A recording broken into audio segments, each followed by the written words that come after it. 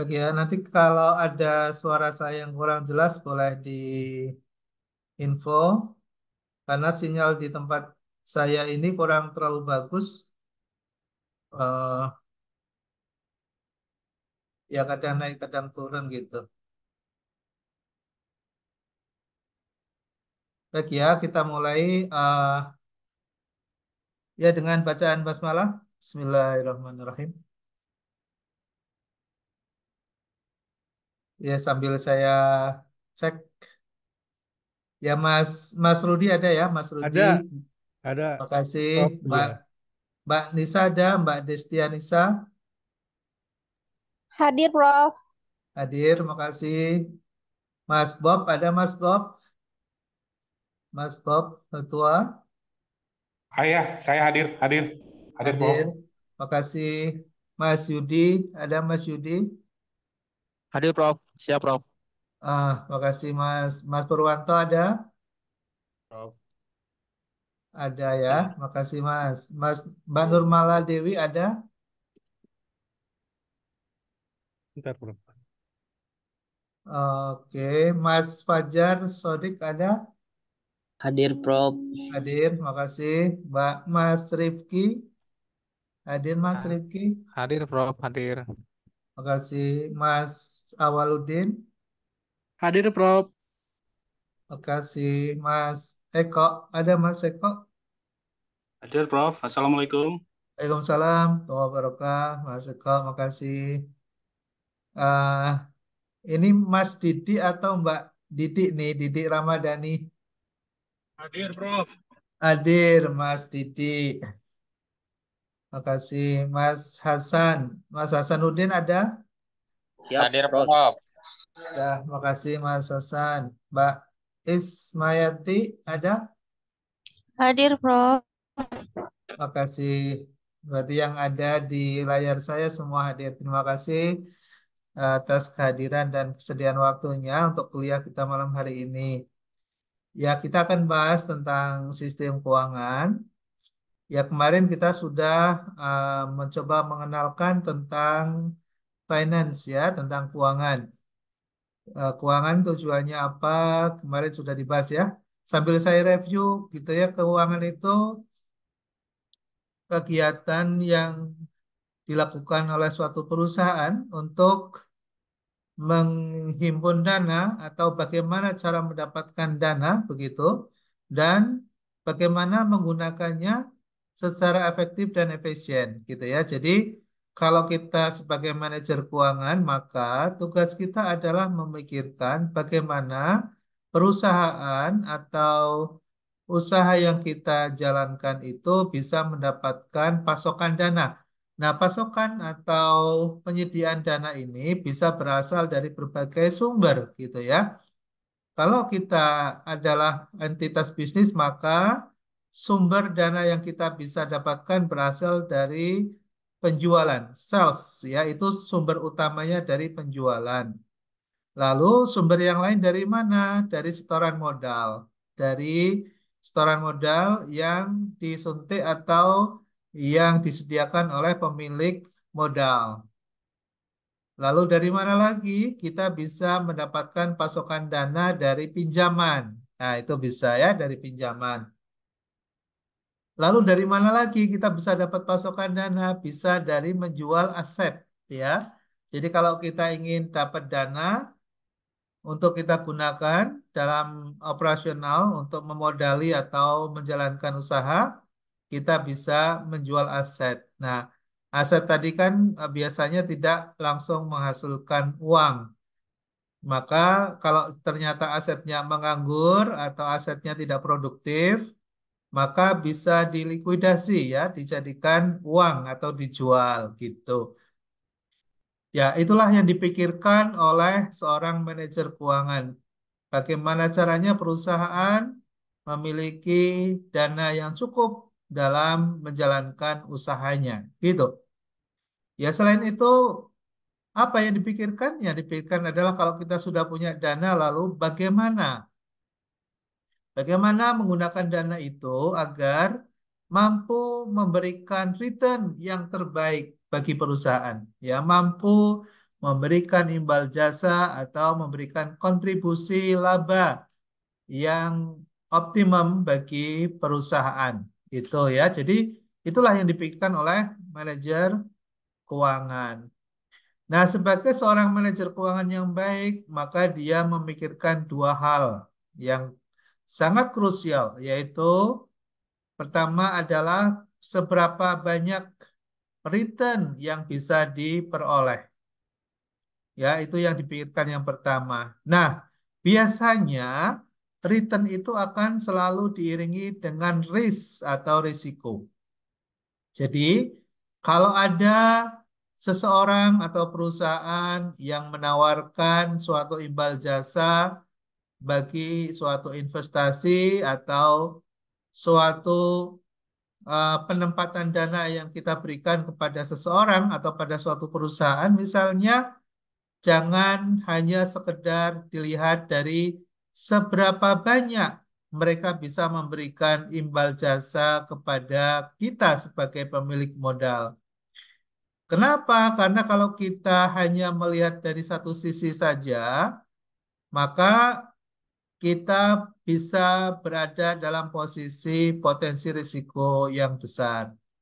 Karena ternyata di sisi suatu janji return atau tingkat pengembalian atau suatu imbal jasa yang besar, itu selalu akan diiringi dengan risiko yang besar.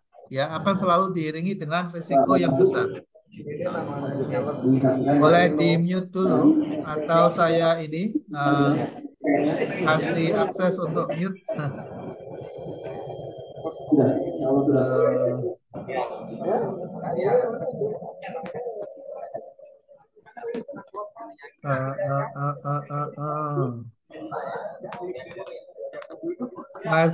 Mas Sunari, halo.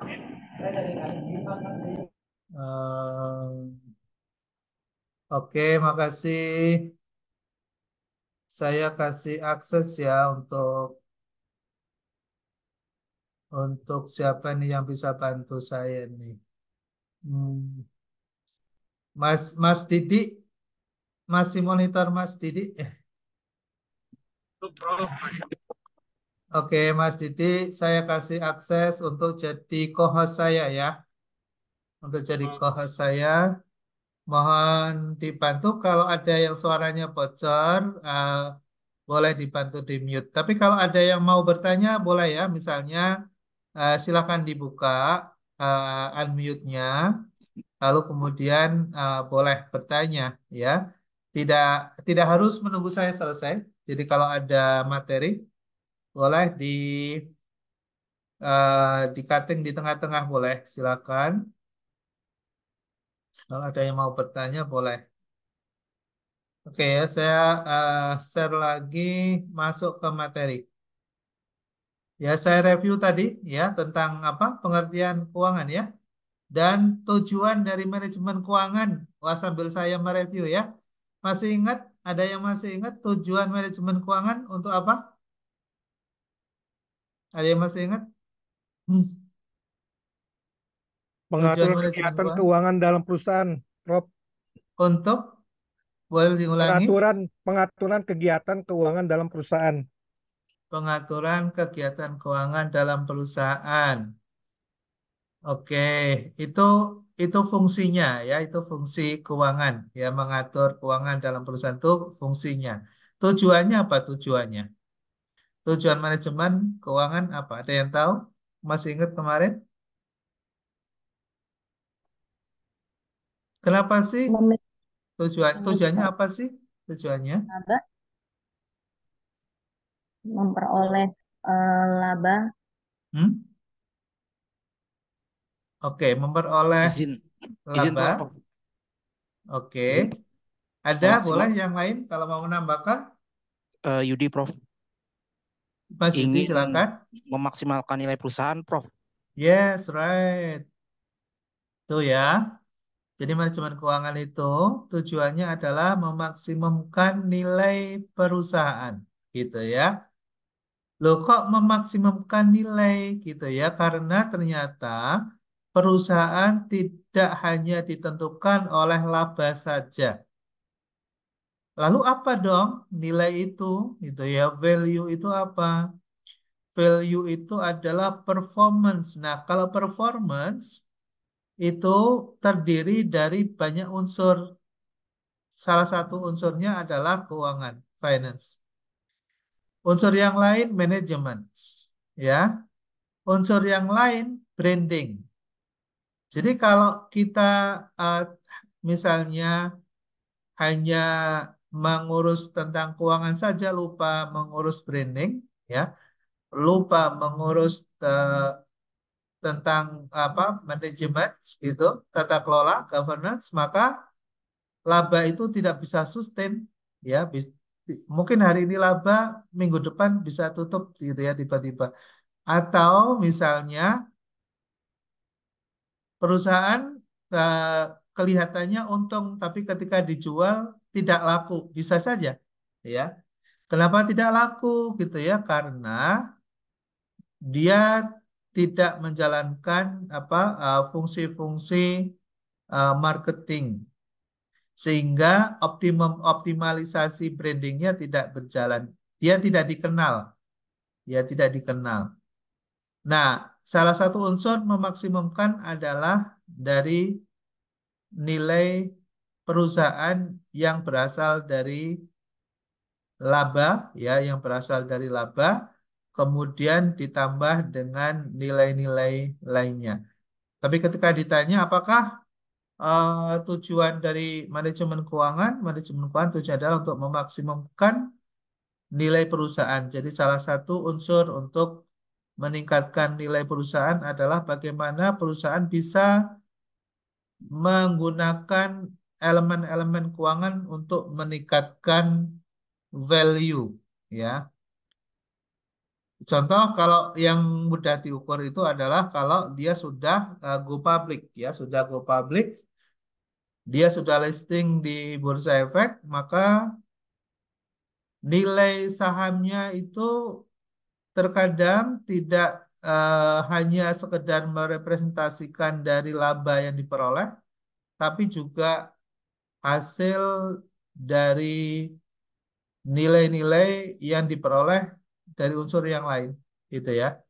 Misalnya bagaimana mengelola image, mengelola opini, mengelola asumsi, yang mengelola berita, gitu ya.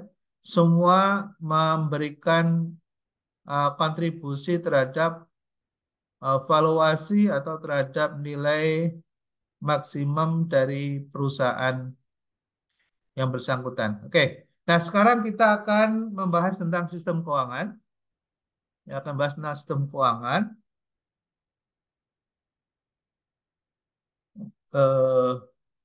Oke, mungkin kita pernah mendengar ya sistem keuangan. Sistem keuangan itu apa? Sistem keuangan itu kumpulan pasar, lembaga, peraturan, dan teknik di mana surat berharga diperdagangkan, tingkat bunga ditentukan, jasa keuangan dihasilkan dan ditawarkan ke seluruh bagian dunia. Maksudnya apa? Maksudnya ketika kita masuk dalam suatu sistem keuangan, di situ akan ada suatu mekanisme, proses, dan prosedur bagaimana institusi yang dimaksud sini adalah lembaga keuangan, ya, lembaga keuangan beroperasi. Misalnya kita menjadi salah satu karyawan di bank misalnya, di lembaga keuangan misalnya bank misalnya, maka nasib kita atau keberlangsungan dari pekerjaan yang kita masuki tersebut akan dipengaruhi oleh banyak unsur, ya. Ada unsur regulasi, ada unsur pasar, ada unsur surat berharga. Sebagai contoh misalnya begini ya, sebagai contoh misalnya kita bekerja di salah satu perusahaan keuangan misalnya. katakanlah asuransi misalnya. Lalu kemudian pemerintah membuat suatu aturan atau regulasi bahwa yang bisa bekerja di asuransi harus misalnya eh, memegang salah satu kompetensi sesuai dengan bidang pekerjaannya misalnya. Nah, katakanlah di perusahaan asuransi itu ada namanya aktuaris. Nah, ketika ada aktuaris bekerja lalu kemudian tidak memiliki sertifikasi misalnya, maka dia bisa terancam untuk di PHK ya atau tidak bisa bekerja lagi secara profesional. Karena apa? Karena regulasi mewajibkan mereka yang bekerja di asuransi, terutama yang memegang sebagai aktuaris, harus memiliki sertifikasi kompetensi misalnya. Seperti yang sekarang diberlakukan ya ada undang-undang namanya P2SK, Undang-Undang Nomor 4 tahun 2023 tahun kemarin, itu mewajibkan kepada perusahaan asuransi untuk memiliki aktuaris. Sedangkan aktuaris yang sedang berjalan, kalau dia tidak punya sertifikasi kompetensi, maka dia harus melepaskan profesinya itu atau dia harus mengikuti ujian sertifikasi. Misalnya seperti itu. Ya, itu bicara dari sisi SDM. Belum lagi nanti bicara di sisi produk misalnya. Produk-produk keuangan yang dihasilkan oleh lembaga keuangan tidak akan bisa terlepas dari sistem atau infrastruktur yang dimilikinya. Sebagai contoh bank, bank misalnya mau mengeluarkan produk tabungan misalnya, maka bank akan berhubungan dengan banyak pihak untuk mengeluarkan produk tersebut. Misalnya dengan siapa? Dengan LPS misalnya. Ya, dengan lembaga penjamin simpanan misalnya. Lalu dia juga harus misalnya berhubungan uh, dengan pihak pemilik core system misalnya, uh, uh, CBS ya, core banking system misalnya. Lalu dia juga harus izin ke OJK, ke otoritas ya untuk mendapatkan izin produk tersebut. Nah, disitulah sistem keuangan ya di mana institusi-institusi bekerja, di mana di situ ada pasar, di mana di situ ada peraturan itu. Nah, disitulah yang akan memengaruhi dan dipengaruhi satu dengan yang lain dalam sistem tersebut. Ya. Nah, tugas utamanya apa sistem keuangan? Tugasnya adalah ya dia memiliki suatu fungsi di mana menjadi mediasi atau intermediari antara pemilik dana dan mereka yang membutuhkan dana. Ya, membutuhkan dana di sini bukan berarti kemudian seperti orang seperti yatim piatu misalnya atau duafa misalnya yang membutuhkan uluran tangan hasil dari suatu donasi atau pemberian misalnya, ya bukan itu yang dimaksud. Karena di sini adanya dana yang kemudian mengalir gitu ya dari pemiliknya kemudian mengalir ke bank, lalu dari bank kemudian mengalir kepada para peminjam dan kemudian para peminjam menginvestasikan atau menghasilkan produk atau jasa, lalu kemudian bertumbuhlah ekonomi karena adanya produksi yang berjalan. Produksi bisa berjalan karena ada dukungan permodalan gitu ya. Modal bisa terkumpul kalau ada para deposan atau penabung gitu ya. Nah, disitulah tugas sistem keuangan bagaimana mengalihkan atau menyalurkan gitu ya dari mereka yang kelebihan dana, mereka yang memiliki kelebihan dana, kemudian melalui lembaga intermediasi, bank misalnya, sampailah dana itu kepada mereka yang membutuhkan. Nah, membutuhkan di sini adalah butuh untuk melakukan aktivitas bisnis atau usaha. Sehingga dari aktivitas bisnisnya tersebut dia bisa menghasilkan pendapatan dan kemudian dari pendapatan itu akan digunakan untuk konsumsi, untuk kegiatan investasi dan seterusnya yang pada akhirnya akan menumbuhkan ekonomi secara keseluruhan.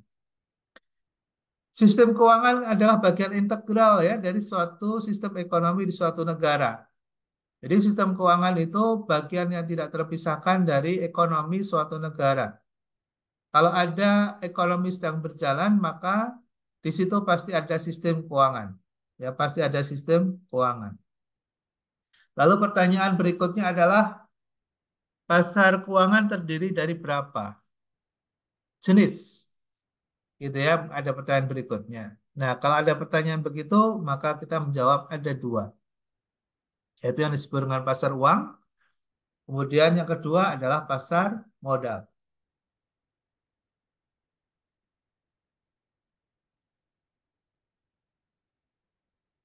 Pasar uang, kemarin kita udah kasih contoh ya. Pasar uang itu contohnya apa? Ada yang masih ingat pasar uang?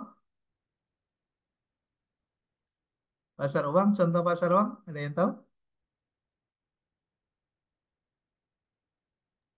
Money changer, Prof. Oh, money changers ya, money changers ya, money changers termasuk salah satu dari pasar uang. Ada lagi selain money changers?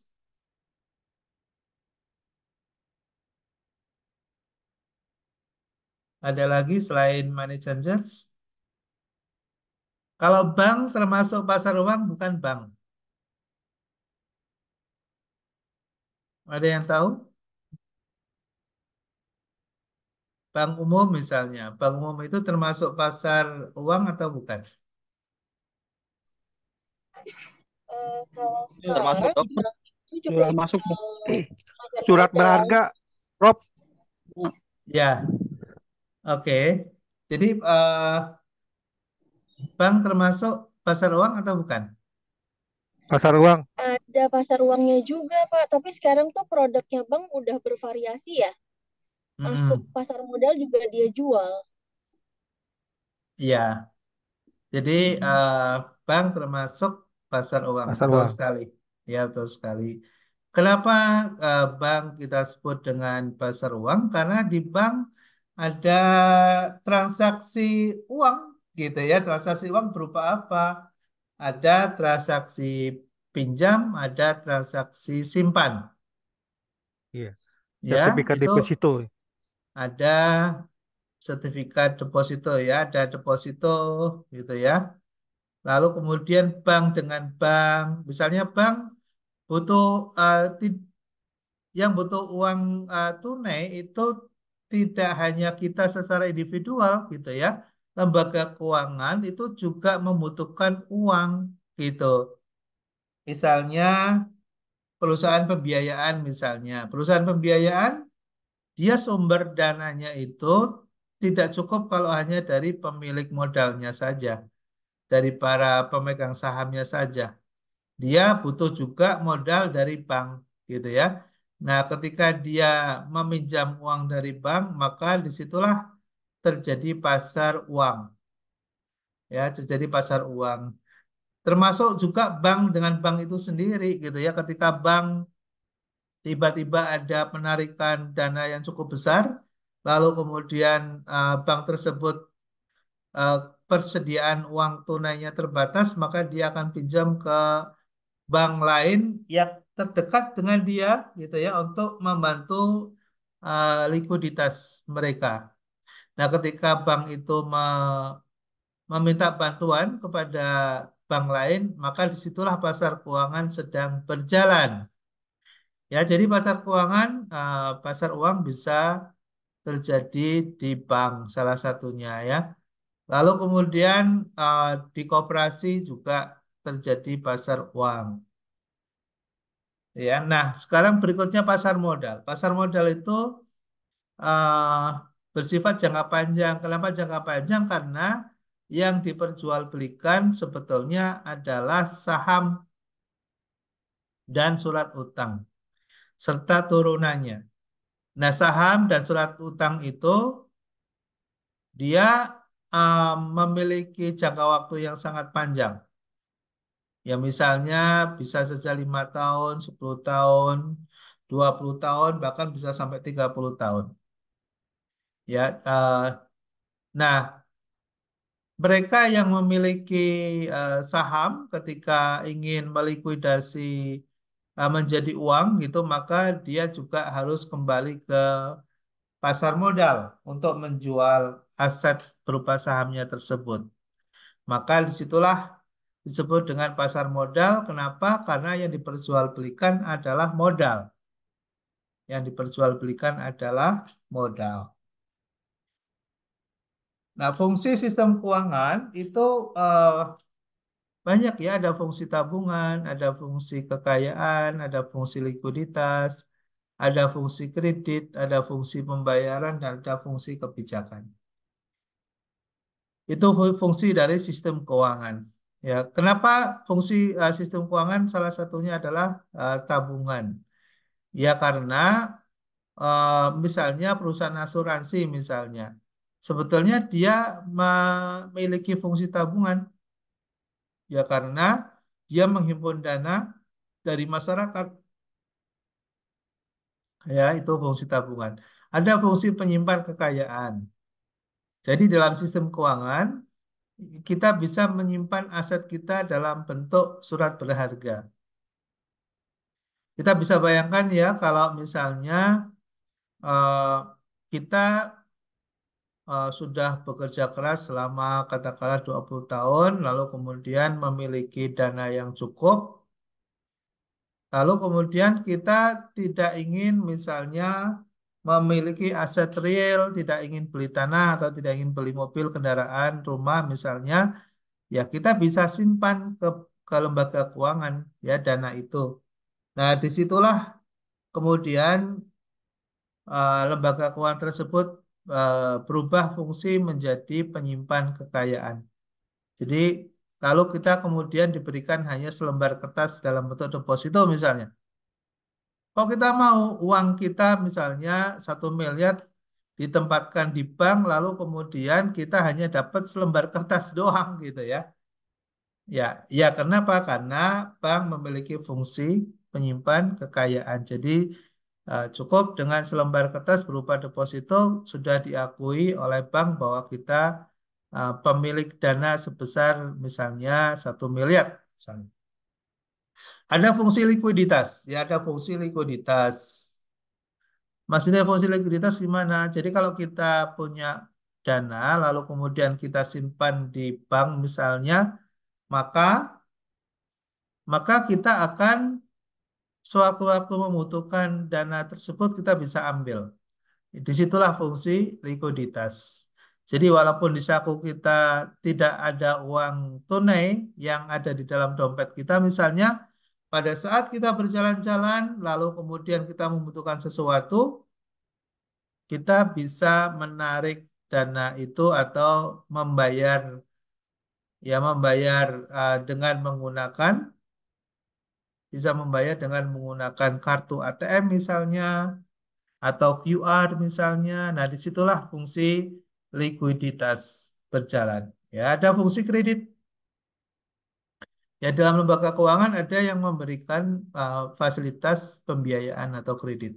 Ada fungsi pembayaran ya, seperti payment point gitu ya. Kita membayar tidak perlu ke perusahaan yang melayani kita ya. Misalnya dengan PLN kita tidak perlu bayar rekening PLN ke kantor PLN ya, bisa menggunakan apa saja. Nah, itulah ada fungsi pembayaran yang berjalan. Lalu kemudian ada fungsi kebijakan. Ada fungsi kebijakan, ya dengan kebijakan keuangan maka kita bisa mengendalikan inflasi misalnya. Dengan fungsi kebijakan, ya kita bisa melakukan literasi keuangan misalnya. Jadi fungsi kebijakan akan menjadi efektif ya apabila dilakukan oleh otoritas keuangan. Ada karakteristik di sektor keuangan ini, yaitu tidak memberikan jasa yang terus-menerus, ya, menjanjikan pendapatan di masa yang akan datang. Alat pembayaran nilai, penyimpan nilai tidak dapat didepresiasi. Jadi kalau sektor apa namanya aset keuangan atau financial asset itu tidak dapat didepresiasi. Misalnya kita menyimpan dalam bentuk deposito misalnya di bank, gitu ya. Nah, itu yang kita simpan itu kan aset, ya. Nah, aset kalau misalnya kita beli mobil, mobil itu kan ada penyusutan, ya, karena kepakai maka dia akan nyusut, nilainya akan menjadi semakin kecil, gitu ya. Tapi kalau aset keuangan dia tidak mengenal itu, dia tidak mengenal depresiasi. Jadi justru meningkat, ya. Misalnya kita taruh dalam bentuk deposito, misalnya dengan imbal jasa 10% per tahun, maka dengan sendirinya uang yang kita simpan 1 miliar misalnya, maka dia akan justru terapresiasi nilainya. Yang tadinya 1 miliar dengan imbal jasa 1% misalnya per bulan, maka menjadi berapa itu? 1 miliar ditambah dengan 1% dari 1 miliar, yaitu 100 juta. 100 juta, 10 juta, maaf, 10 juta. Jadi setiap bulan kita terima 10 juta dari setiap 1 miliar yang kita depositokan misalnya. Itulah penjelasan tentang kenapa aset keuangan tidak terdepresiasi tapi justru terapresiasi. Berikutnya adalah kondisi fisik yang tidak dapat dinilai. Ya, jadi kalau kita punya uang lalu disimpan di uang digital misalnya, nah itu kita nggak bisa lihat fisiknya. Berapa uang 100 juta yang kita miliki, yang kita simpan, kita nggak akan bisa melihat uang secara fisik, ya. Cuma akan dilaporkan saja.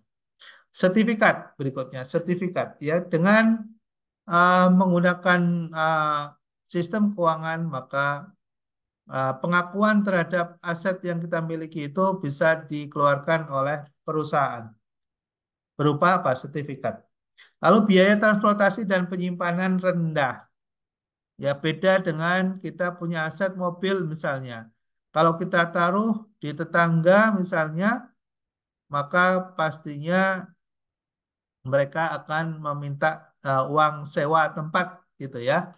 Tapi kalau kita misalnya memiliki dana, bahkan semakin banyak dana yang kita simpan, si penyimpannya juga justru akan memberikan nilai kepada kita. Berbeda dengan aset fisik, ya, aset fisik. Kalau kita titipkan sama orang, biasanya asetnya akan berkurang. Tapi kalau kita punya uang, kita masukkan ke dalam sistem keuangan, maka asetnya akan bertambah. Lalu terakhir adalah mudah dialihkan. Jadi memang apa namanya sektor keuangan, terutama di instrumen keuangannya itu mudah dialihkan, gitu ya. Misalnya kita punya saham, gitu, kita butuh uang, maka saham bisa kita jual, ya, dan dialihkan kepada si pembeli dengan cepat.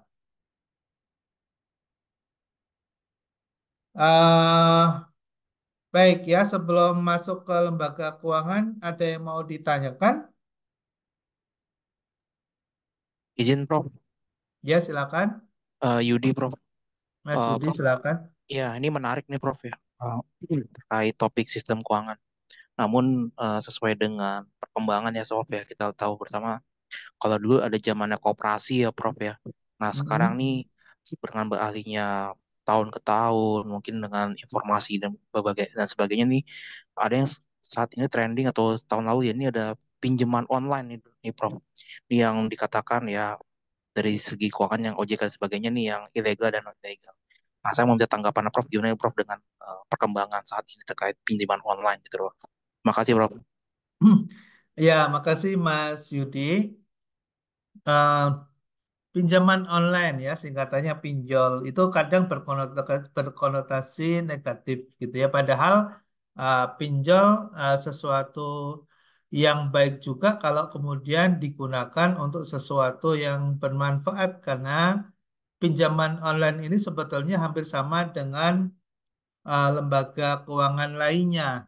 Cuma bedanya dia terfasilitasi dengan menggunakan media secara online gitu ya yang bisa diakses melalui platform tertentu lewat suatu device yaitu smartphone gitu ya. Nah, bedanya di mana? Bedanya kalau bank yang belum menggunakan fasilitas digital, maka ketika transaksi kita harus secara fisik ya ketemu dengan petugas bank, lalu kemudian kita harus mendatangi kantor banknya, ya dan seterusnya gitu ya. Ya lalu dengan perkembangan teknologi, bank menggunakan mobile banking atau menggunakan smartphone gitu ya, bisa melakukan transaksi dengan platform yang dimiliki oleh bank tersebut secara cepat, akurat, dan real time gitu ya.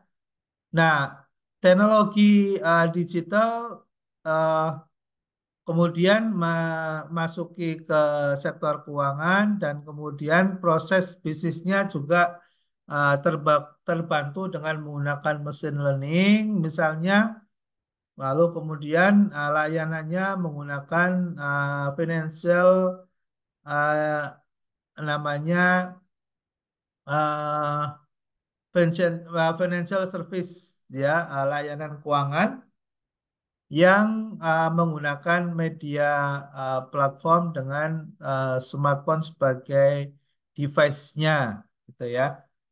Nah, pinjol ini apakah menguntungkan atau merugikan tergantung ya karena menjadi sebuah alternatif proses pembiayaan. Kenapa menjadi alternatif? Ya, plus minus. Kalau kita melalui proses banking pasti lama ya. Pasti lama, kemudian prosesnya juga bisa kita mengatakan berbelit-belit gitu ya, harus ada survei, harus ada analisa, harus ada wawancara dan sebagainya gitu ya. Mungkin penjol akan menjadi lebih singkat ya prosesnya karena dia yang menganalisa banyak dibantu dengan menggunakan AI, dengan menggunakan machine learning ya, dengan menggunakan artificial intelligence dan menggunakan machine learning untuk mengambil data dan menganalisanya sehingga prosesnya lebih cepat. Jadi kalau kita mau pinjam lewat pinjol misalnya dengan foto, kemudian foto KTP, foto diri gitu ya, kemudian mengupload identitas diri gitu ya, KTP kopinya beserta dengan NIK-nya gitu ya. Maka prosesnya tidak menunggu waktu yang berhari-hari, mungkin pada hari itu juga bisa langsung diputuskan layak atau tidak untuk mendapatkan fasilitas pinjaman dari pinjol tadi. Ya, sebetulnya dari sisi proses mempersingkat ya waktunya lebih cepat gitu. Ya, tapi ada sisi selalu ada sisi yang lain ya, sisi negatif juga ada gitu. Ya, yang seperti kita ketahui sisi negatifnya adalah di proses collectingnya. Ketika kita tidak mampu membayar, maka akan ada debt collector. Nah, itu yang biasanya uncontrollable, ya tidak terkontrol dengan baik. Oke, Mas Yudi. Baik, Bro. Makasih, Bro, penjelasannya, Bro. Ya, sama-sama. Oke, berikutnya adalah pasar modal. Ya, pasar modal. Pasar modal ini kita sudah mengenalnya lah ya. Yang diperjualbelikan adalah instrumen keuangan berupa saham dan obligasi serta turun derivatifnya. Lalu pasar modal ini hanya berada dalam satu tempat ya, tidak seperti halnya pasar-pasar tradisional atau pasar-pasar yang menjual komoditas misalnya. Ini adalah pasar khusus yang hanya menjual dan membeli, melakukan transaksi di sektor keuangan berupa saham dan obligasi. Lalu gunanya untuk apa? Gunanya pasar modal itu adalah untuk mengoptimalisasi aset ya agar asetnya itu optimal. Yang tadinya mangkrak menjadi digunakan, gitu ya. Yang tadinya kita punya uang tidak bergerak dengan adanya pasar modal, maka uangnya bisa bergerak, gitu. Jadi pasar modal itu uh, fungsinya sangat banyak dan menjadi salah satu dari alat yang ada di dalam sistem keuangan. Ya, pasar modal menjadi salah satu alat untuk pemerataan pembangunan, untuk meningkatkan pertumbuhan ekonomi, sekaligus juga pasar modal menjadi pusat investasi. Oke, berikutnya adalah lembaga pembiayaan. Oke, sebelum masuk ke lembaga pembiayaan, ada yang mau ditanyakan?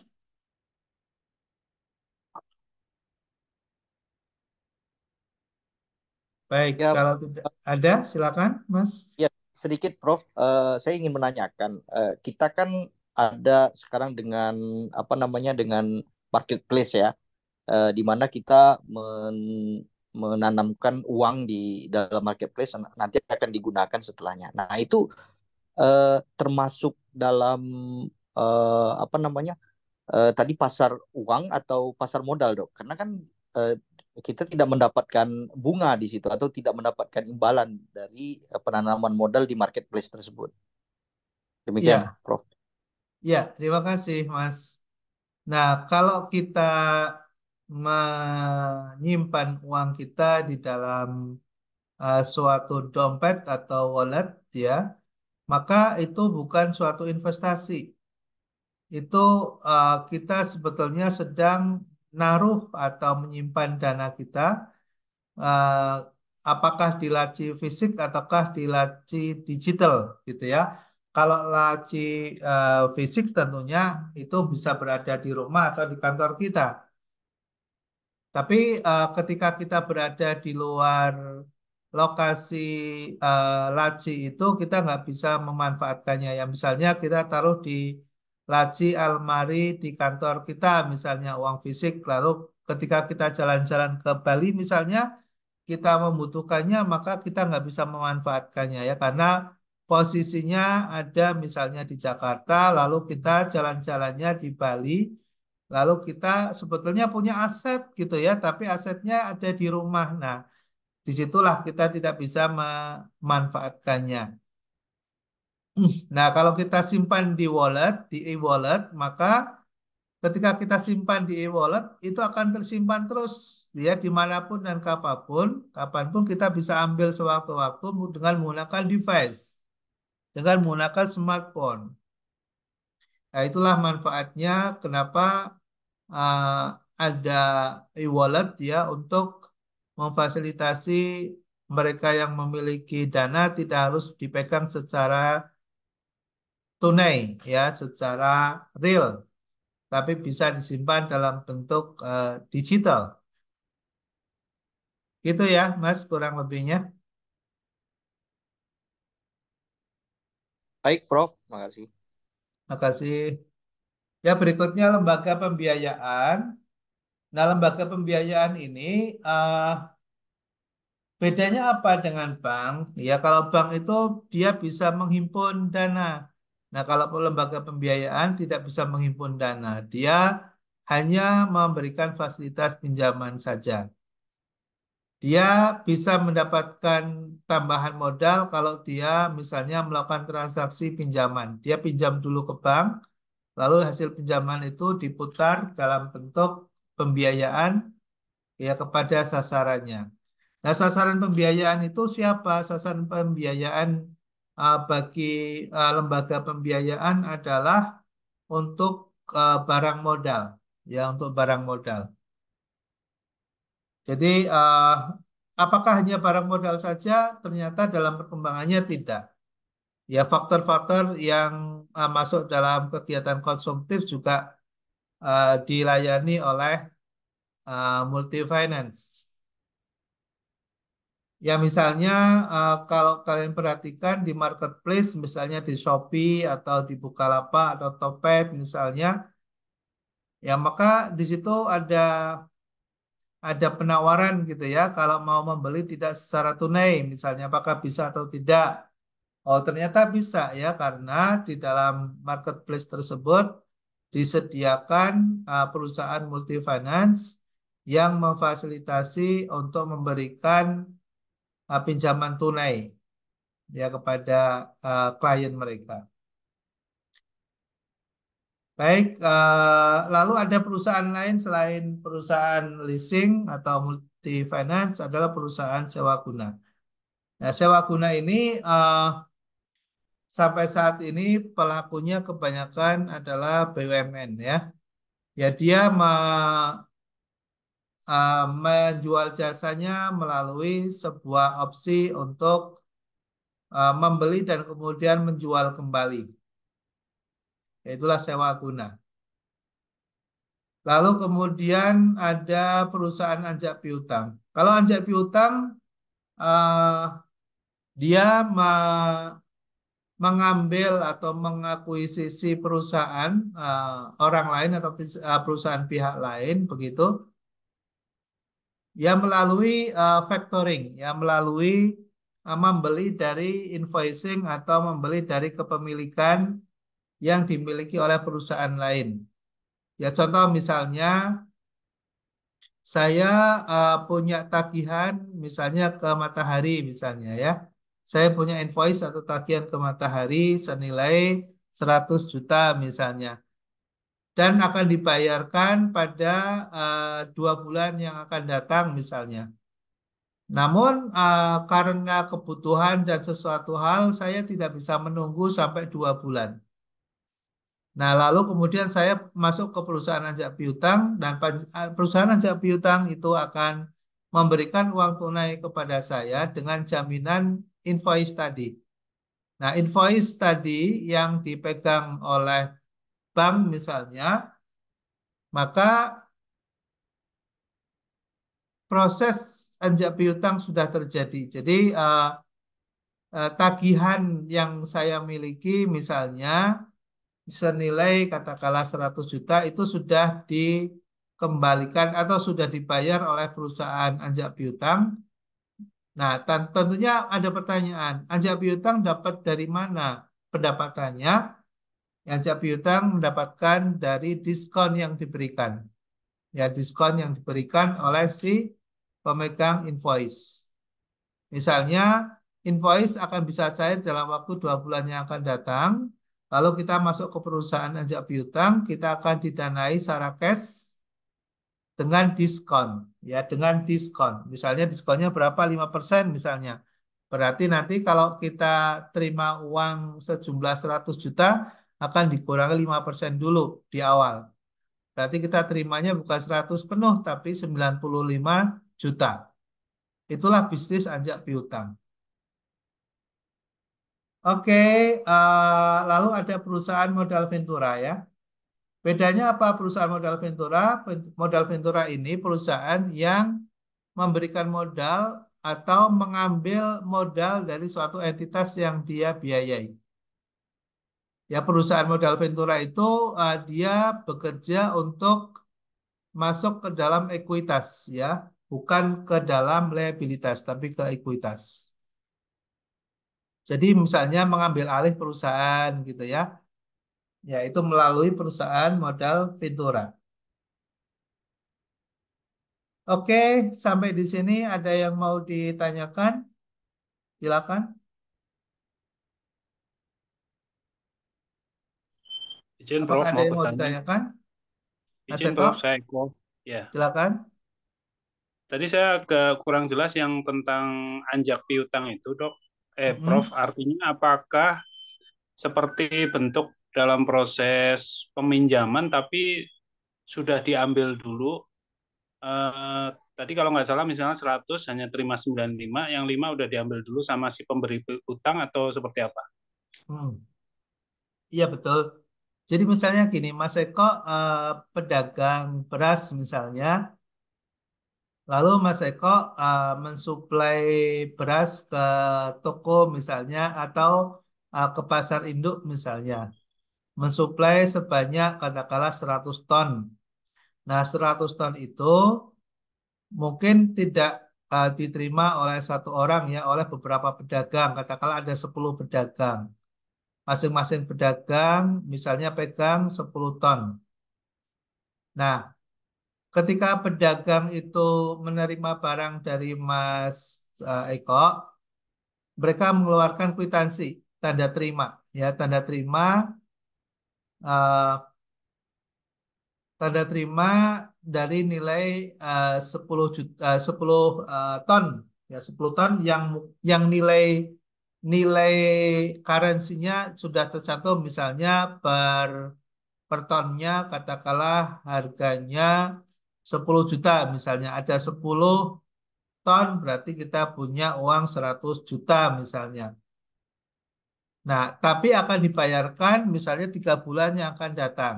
Ya, akan dibayarkan 3 bulan. Sehingga kita bisa mengalami kesulitan likuiditas itu ya, karena dananya sedang berputar. Ya, kita tidak terima uang cash, tapi terima misalnya cek atau biliet giro lah gitu ya, dalam waktu 3 bulan yang akan datang. Nah, dalam bisnis tentunya dana yang tidak likuid tadi tidak menguntungkan ya bagi kita karena uangnya tidak bisa kita gunakan ya. Walaupun sudah tercatat ada nilai sekitar 100 juta tapi hanya di atas kertas doang gitu ya, tidak ada uangnya dan tidak bisa digunakan. Nah, gimana cara menggunakan uang non tunai tadi atau dalam bentuk biliet giro misalnya, maka kita bisa masuk ke perusahaan ajak piutang. Kita masuk ke perusahaan ajak piutang, lalu kemudian surat berharga tadi dalam bentuk tanda terima yang ditandatangani oleh perusahaan, oleh direktur perusahaan, itu sah sebagai alat pembayaran. Nah, sehingga perusahaan ajak piutang bisa membeli surat berharga tersebut, ya, bisa membeli kwitansi atau invoice tagihannya itu bisa dibayar tunai oleh perusahaan ajak piutang dengan diskon yang disepakati tadi ya, dengan diskon. Jadi misalnya nilainya 100 juta dibeli dengan harga 95 juta misalnya. Ya dibeli dengan harga 95 juta. Nah, untungnya dari mana perusahaan modal Ventura? Untungnya ketika dia mencairkan invoice itu. Akan cair 100%, tapi dia sudah terima 5% di awal ya sebagai kalau di dalam apa istilah bukan bunga tapi diskon gitu ya. Kita sudah terima diskon terlebih dahulu di awal sebagai keuntungan. Seperti itu Mas Eko. Baik, terima kasih, Prof. Sama-sama. Oke, terima kasih semuanya. Mohon maaf, mungkin sampai di sini. Saya agak pusing ya ada kehujanan. Eh, ya, mudah-mudahan manfaat ya. Materinya sudah ada di e-learning, bisa absen di e-learning. Silakan. Eh, Ya, mohon maaf ya, mungkin sampai di sini dulu. Terima kasih atas atensinya. Kita tutup dengan bacaan hamdalah. Alhamdulillahirobbilalamin. Makasih, Prof. Terima kasih, Prof. semuanya. Sehat-sehat, Selamat Prof. malam, Prof. Terima kasih. Silakan, Prof. Selamat malam semuanya. Terima kasih. Assalamualaikum. Terima kasih. Warahmatullahi